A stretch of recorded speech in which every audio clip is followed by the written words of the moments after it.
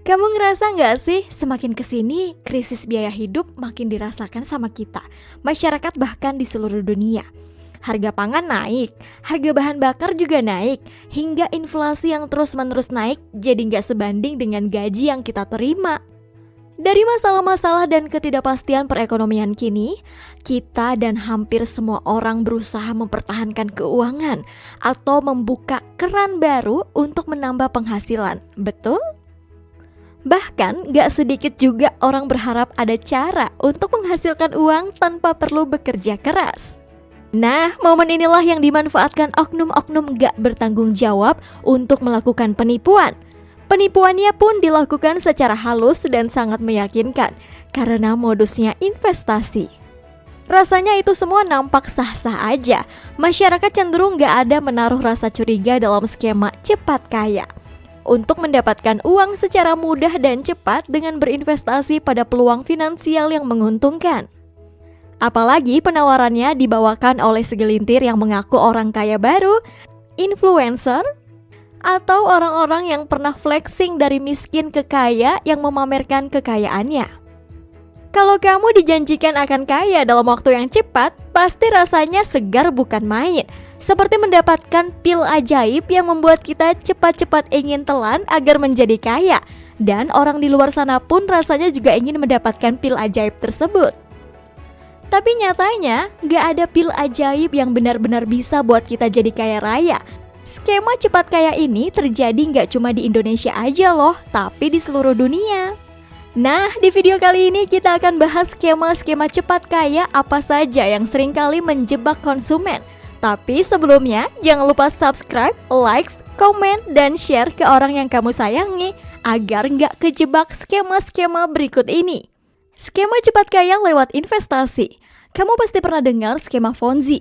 Yes, skema Ponzi atau lebih sering dikenal dengan money game adalah penipuan investasi, di mana kamu sebagai klien dijanjikan keuntungan besar dengan minim atau nggak ada risiko. Menarik ya. Skema Ponzi ini dasarnya adalah layanan investasi bodong alias nggak ada izinnya. Bayangin, kamu investasi dari uang gaji yang seharusnya itu dipakai buat kebutuhan kamu. Tapi karena diimbing-imbingi keuntungan besar, kamu investasikan hampir seluruhnya.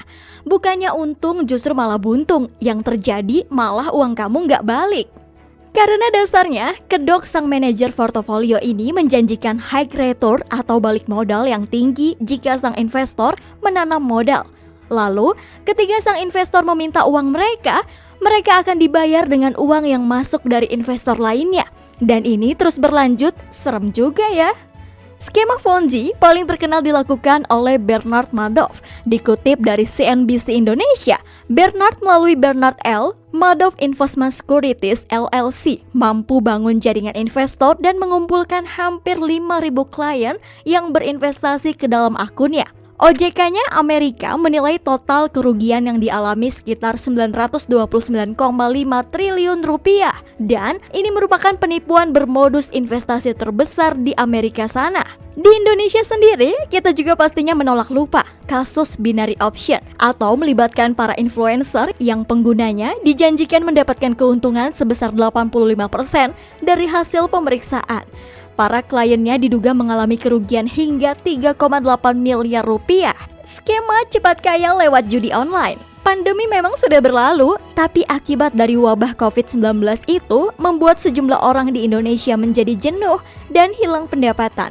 Gak sedikit juga yang malah mengadu nasib dengan berjudi online. Karena cuma dengan modal puluhan ribu, kuota, dan smartphone, kamu bisa mencoba sejauh apa keberuntunganmu. Tapi kalau ini dilakukan terus-menerus, maka kamu punya potensi kecanduan hingga melakukan tindak kriminal. Duh, jangan sampai deh ya. Dilansir dari bbc.com, Kementerian Komunikasi dan Informatika, 499.645 konten perjudian di berbagai digital sudah diputus aksesnya di berbagai platform digital. Namun Kominfo sendiri merasa sulit memberantas judi online ini. Dikutip dari kominfo.go.id, hal ini dikarenakan situs judi tersebut menggunakan nama berasal dari negara lain. Maraknya orang bergabung pada judi online ini dikarenakan sikap masyarakat yang ingin cepat kaya tanpa harus kerja keras. Semoga kita semua tidak tergiur ya dengan judi online ini, karena sejatinya kemenangan di judi online sudah disetting dan hanya menguntungkan bandar. Skema cepat kaya lewat kripto. Berbagai skema cepat kaya ini semakin banyak di Indonesia lewat layar ponsel kamu. Kamu sudah bisa lihat kisah orang-orang sukses yang kaya dari hasil kripto.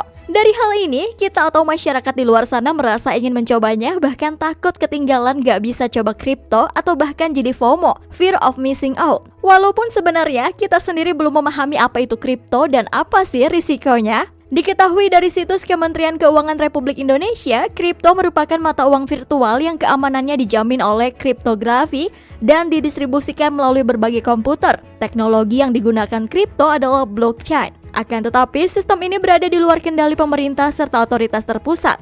Gak ada yang kontrol aset virtualmu ketika kamu punya uang kripto, guys. Nah, untuk menghindari skema Ponzi di kripto, ada baiknya kamu waspada dengan modus penipuannya sebagai berikut.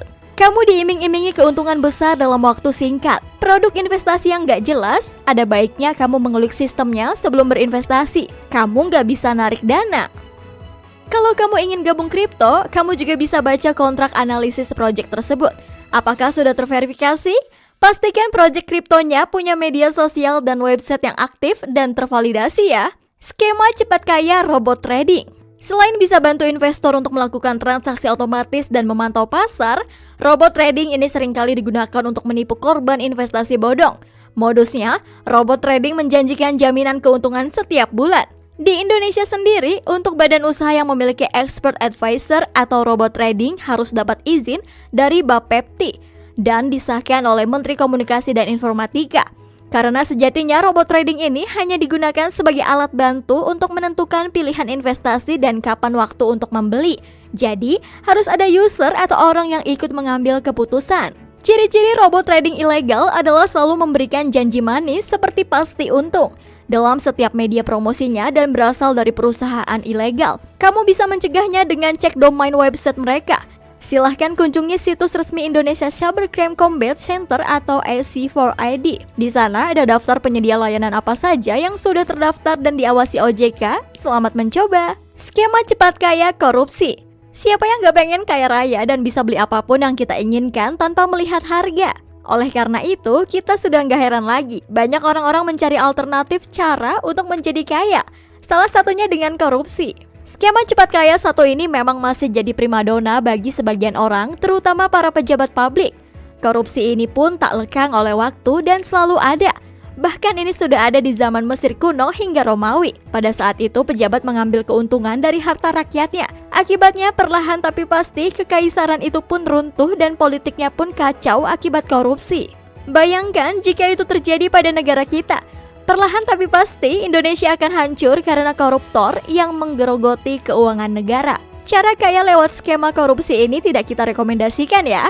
Nah, demikian untuk skema-skema cepat kaya. Tapi pernah nggak sih kepikiran kenapa orang-orang masih merasa mencari alternatif untuk cepat kaya?